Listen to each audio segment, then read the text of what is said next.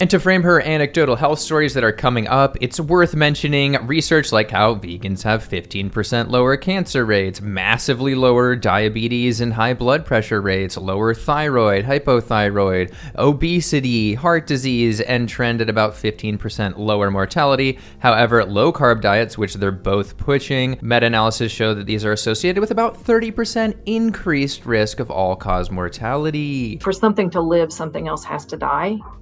And it doesn't really matter whether you call yourself a vegan or not. There are dead animals in every bite of food that you're eating, because that's what life is. But I think you can still be vegan and understand that you're going to have some degree of death footprint and accept that. I mean, even in the definition of veganism itself, in the vegan society, it's seeking to reduce harm to animals as much as is practical or possible, not automatically zero or just die. And Ken Berry hops in here with a wild harvest deaths claim. All of the bacterial and fungal life, that's going to kill insects.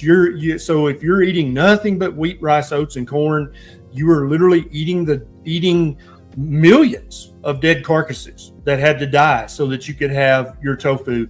Yeah, I'm personally, every single bite of wheat, millions of carcasses. I'm pretty sure the math doesn't come out that way. So we're talking about inadvertently and accidentally killing some animals, which do die in the process of you being alive, which would be the vegan option, or all of that plus purposefully paying people to kill highly sentient animals on top of that. Simply put, it's a variation of the trolley problem, where you have somebody who has the lever for which way the train goes, and if it goes straight, it's gonna kill several people, but if they flick the switch, it's gonna turn and just kill one person, but it was their choice, and it was the effect of them that killed that person. That's the dilemma there. But we can have a variation on this, which is saying, you are the trolley, and you are going straight, and currently on an average omnivorous diet, you're going to be killing thousands of these animals on purpose throughout your lifetime, plus all of these accidental harvest deaths from the plants they are eating and the plants that those animals are eating. So both of those,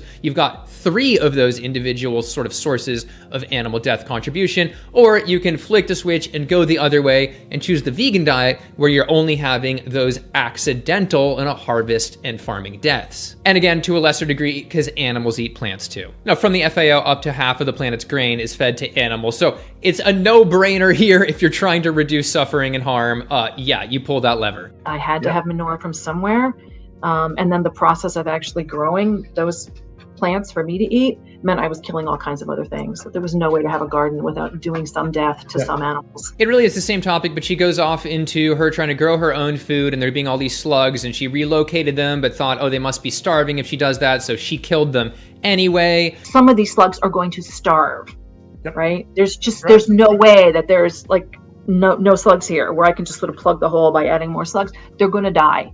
Yes. Like, you're fooling yourself if you think that this is not part of this. And yeah, there is such a thing as veganic agriculture. It's at least trying to reduce animal harm in farming as well. Obviously, it's not going to be perfect. And that's a good time to plug organizations like the Veganic Agriculture Network and the Vegan Organic Network, which has a whole page on pests and how to reduce harm to them. And so Lierre, when realizing that she was going to end up killing some snails in some way or another, just threw her hands up and went, screw it, let's just be okay with all animal deaths, when she could have just tried to reduce harm over time. Okay, she's relocating the snails that time, but then maybe next time, because her garden was perhaps too moist or not biodiverse enough, she can just fix those and then have less snail deaths in the future. But a good analogy for her logic here is just like if you're driving a car, yeah, you might hit some bugs and maybe even hit an animal when driving every once in a while by accident, and therefore it's completely okay to just swerve and hit any animal that you see. I mean, I'd love to see Lierre driving. Oh, there's the raccoon on the median. I'm just gonna go ahead and swerve. 1 point for me. Yeah, oh, someone's walking their dog over there on the sidewalk.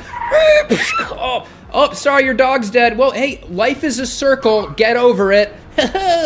Later in that interview, she mentioned some habitat loss through modern farming, etc. But from this pretty recent Oxford study, vegans' biodiversity, or wild animal killing footprint is 2/3 lower than a meat eater, and also their carbon footprint is 75% lower in terms of diet. And she gets into plant sentience, essentially saying that, yeah, there's no difference between our sentience level and plants. And Plants are just as sentient as we are. They're just really different, but they do many of the same things. So, and this is still an inconsistent take, because if you think all of these beings are equally sentient, then you eat the least of all of them. And of course, if you're eating animals and those animals plants, and probably plants as well, as many meat eaters do, like, it doesn't make sense. But I know it's absolutely dishonest, because take that grass-fed cow that they're like, oh, it has like no animal impact except the cow they're killing. Okay, you know, go up and stab that cow. I want a heart rate monitor, all those things. You know, measure skin conductivity, all these emotional response things. Measure that compared to you cutting the grass. Don't tell me that those are equivalent. You're just lying. You're lying to our faces. I don't even care. And that does remind me of the one time that I was debating somebody in Discord, and they admitted that they would rather kill 500 puppies than mow the grass. Okay, that's where you guys are in terms of holding ground. And there are albino redwoods. They cannot photosynthesize, and so they would die, but they're alive out there in the forest. And the reason is because all of their friends, the other redwoods in their family, keep them alive.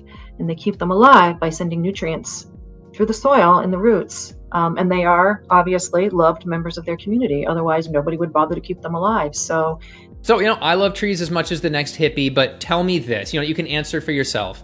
What is more likely, that redwood trees growing together in a forest help share nutrients for the overall health and survivability of the forest, or that these redwoods are experiencing love and are like, here, take some of my nutrients consciously and deliberately to the like albino redwood?